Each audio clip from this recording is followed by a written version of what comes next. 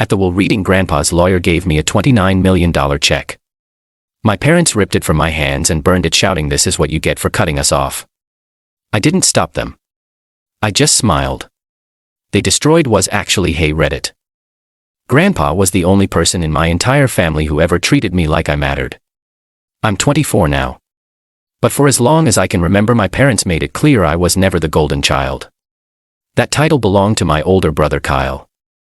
Straightest student football captain, mom's favorite, dad's pride. Me. I was the one who ruined my mom's body during birth, the one who never got the right clothes, the right attention, or the benefit of the doubt. When I got into fights at school because people mocked me, my parents blamed me. When I cried, they rolled their eyes. When I achieved something, they compared it to Kyle. But Grandpa saw me. Every summer he'd take me away to his lakeside cabin while Kyle went to fancy tennis camps. He taught me how to fish, to play chess, to fix things around the house. When I got a full ride to university, Grandpa clapped the loudest. My parents didn't even show up to the graduation ceremony. And when I made the decision 2 years ago to cut off contact with my parents after a particularly cruel Thanksgiving dinner, Grandpa pulled me aside and said quietly, "I support you. Do what gives you peace." I never realized how much those words meant until he passed. The call came on a Monday morning. I was at work sorting through endless spreadsheets when my phone buzzed and I saw my uncle's number. My heart sank. I knew what it was before I even picked up. Grandpa had died in his sleep. He was 91. I didn't cry right away. I just sat there, the world spinning around me while people carried on with their coffee runs and project meetings. I walked out and sat in my car for what felt like hours. A week later, I received an official letter inviting me to the will reading. The thing is, Grandpa was wealthy, not just comfortably retired. I mean old money, rich, real estate, stocks, antique cars, a collection of gold and silver coins locked away in a private vault.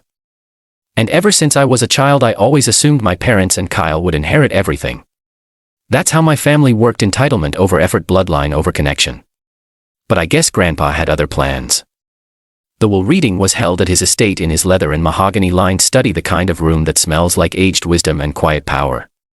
The lawyer, Mr. Levington, sat behind Grandpa's desk wearing a somber tie and a knowing expression. My parents were there along with Kyle, 2 of Grandpa's old colleagues, and me, the black sheep of the family, seated at the far end like a forgotten seat filler. Mr. Levington began reading through the will. It started predictably: donations to Grandpa's favorite charities, a few bequests to old friends, a classic car to Kyle. And then he got to me, to my granddaughter, who stood by me when others turned away. I leave a personal check in the amount of $29 million. The room went still. My mother's jaw unhinged like she'd seen a ghost. My father turned a shade of red I'd never witnessed. Kyle muttered something under his breath. I sat frozen. Then the lawyer opened a folder and handed me an envelope. Inside it was a single check. Dated. Signed. Real. I didn't even know how to react. I stared at it. My hands trembling. 290000000. It didn't even seem real. But then it all turned to chaos. My mother lunged across the table before anyone could react and snatched the check out of my hands.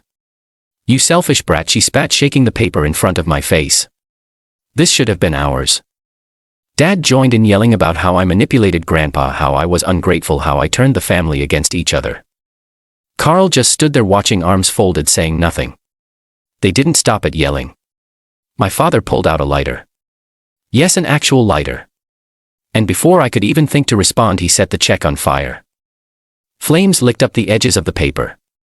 My mom screamed something about payback. The air filled with a sharp scent of burning ink. "This is what you get for cutting us off," my mother roared. I didn't stop them.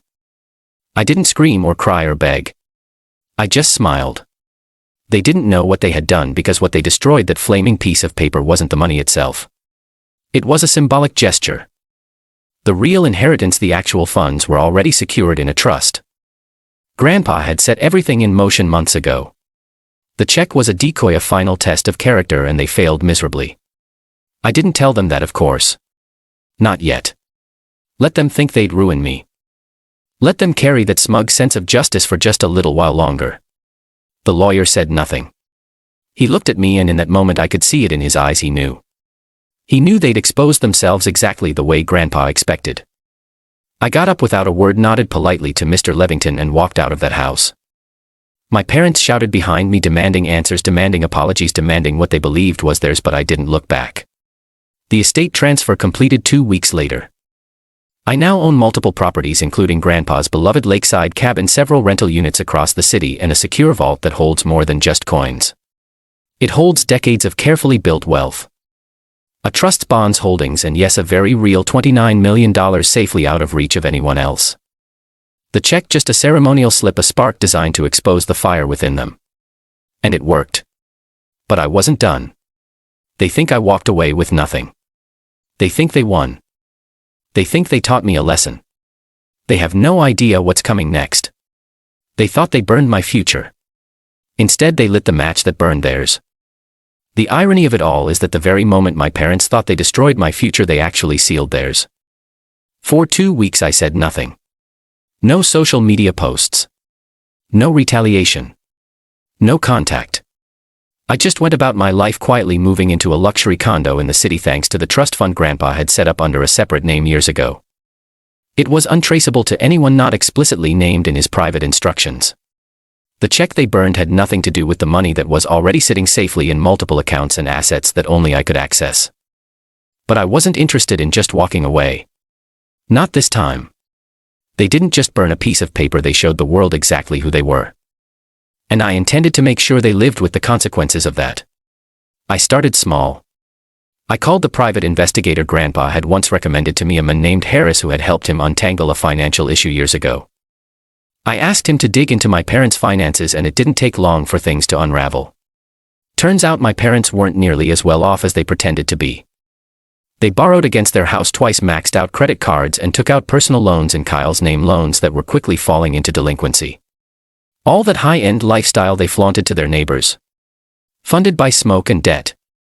I contacted the family attorney again, Mr. Levington, and asked him about the stipulation Grandpa had included in his will. There was a clause Grandpa insisted on adding: anyone who contests the will forfeits their inheritance. No exceptions. I asked if what my parents did, destroying the symbolic check in front of the executor, could count as a challenge. His response was simple. Absolutely. He filed the necessary paperwork. Within days, their minor share of Grandpa's assets, the few things he left them out of sentimentality like a vacation timeshare and an old investment account, were legally revoked. That was the hit, but I wasn't done. I knew my parents relied on reputation. They were the kind of people who lived for appearances: Christmas cards with fake smiles, dinner parties with their elite friends bragging about Kyle's latest internship. But that world was fragile. I submitted anonymous tips to a few organizations my parents were involved with, including the local church board and a homeowners association, attaching footage from the security camera Mr. Levington had at the will reading. The video showed my parents screaming, grabbing the check, and literally setting fire to it in a fit of rage. I didn't even need to write anything. The footage spoke volumes. By the end of the week, they were politely asked to step down from 2 committees. That was hit number 2. Then came Kyle. I hadn't spoken to my brother in over a year. He'd always taken my parents' side, always looked down at me like I was the weird charity case who got too emotional. But I figured I owed him a chance, not for him but for me. I invited him to meet me for coffee. He looked tired, worn down, not the same golden boy he once was. Turns out his dream job hadn't panned out and he'd been let go during downsizing. He was back living with our parents, waiting for another opportunity that never came. I told him the truth about the inheritance. I told him they had burned a decoy, that Grandpa had planned everything. He didn't believe me yet, but then I pulled out the real document, the original trust paperwork with Grandpa's signature and Mr. Levington's seal. Kyle stared at it like he was looking at an alien language, and then he laughed a bitter, empty laugh. They ruined everything, he muttered. They said you manipulated him, that you were selfish. I nodded. They always needed someone to blame. Kyle looked up at me, something in his eyes I hadn't seen since we were kids. Regret maybe, or shame. I'm not asking for a dime, he said quietly. But if there's anything I can do to make it right, just say so. I told him the only thing I wanted was for him to stop being their mouthpiece, to see things clearly, maybe even get out before they dragged him under with them. We didn't hug. It wasn't some magical reunion, but he walked away quieter than he arrived. And for once I think he saw me. By the time word started spreading around the community that I had inherited the bulk of Grandpa's estate, my parents were in full panic mode. They called again and again and again. Voicemails full of venom. This money was never meant for you. You brainwashed him. You turned him against us. You owe us. I didn't respond. Not when they texted. Not when they emailed. Not even when my mom sent a tearful voice memo saying they were on the verge of losing the house. Actions have consequences. They wanted to burn something. Let them watch it all go up in flames. Their fake pride, their borrowed wealth, their illusion of control. I spent the following months investing a portion of the inheritance into a nonprofit Grandpa used to support a local literacy foundation. I also refurbished the lakeside cabin, made it my full-time home, and even adopted a dog, a goofy, loving golden retriever named Hank. Some nights I sit on the porch swing with a glass of wine watching the sunset over the water, and I imagine Grandpa sitting beside me. I think he'd be proud. He didn't leave me the money because he wanted to spoil me. He left it because he believed in me. He knew I'd use it wisely, not just to build a better life but to sever ties with people who tried to destroy mine.